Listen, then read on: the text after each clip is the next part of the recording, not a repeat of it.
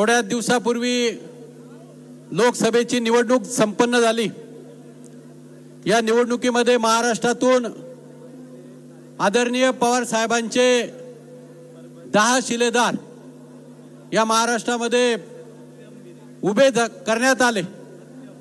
यामध्ये दिंडोरी लोकसभा मतदारसंघातून माझ्यासारख्या सर्वसामान्य कार्यकर्त्याला, एका शिक्षकाला ज्याची आर्थिक बाजू सक्षम नसताना उमेदवारी दिली, एवढंच नाही तर मला निवडून आणलं। यामध्ये जर कोणाचा वाटा असेल तर आदरणीय पवार साहेबांचा आहे आणि आदरणीय पवार साहेब काय करू शकतात हे संपूर्ण महाराष्ट्राला दाखवण्याचं काम आदरणीय साहेबांनी केलं।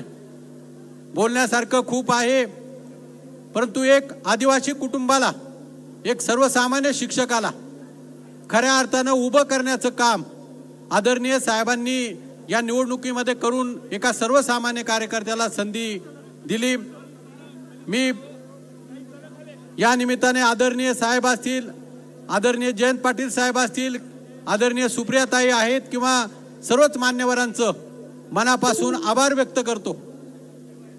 या देशामध्ये आपण बघतोय की कशा पद्धतीचा राज्यकारभार चाललाय, परंतु त्याला छेद देण्याचं काम आदरणीय पवार साहेबांनी त्यांच्या राजकीय कारकिर्दीमध्ये केलं आणि म्हणून खऱ्या अर्थानं त्यांची सेवा करण्याची संधी किंवा आपल्या महाराष्ट्रातील मायबाप जनतेची सेवा करण्याची संधी या दिंडोरी लोकसभा मतदारसंघातून मला प्रतिनिधित्व करण्याची संधी मिळाली। त्यातून मी जे प्रश्न आहेत ते प्रश्न नक्कीच चांगल्या पद्धतीने मार्गी लावेल आणि आदरणीय साहेबांचा आदेश हा शेवटपर्यंत शिरसंवाद मानेल, एवढंच या निमित्ताने सांगतो आणि थांबतो। जय हिंद, जय महाराष्ट्र, जय राष्ट्रवादी।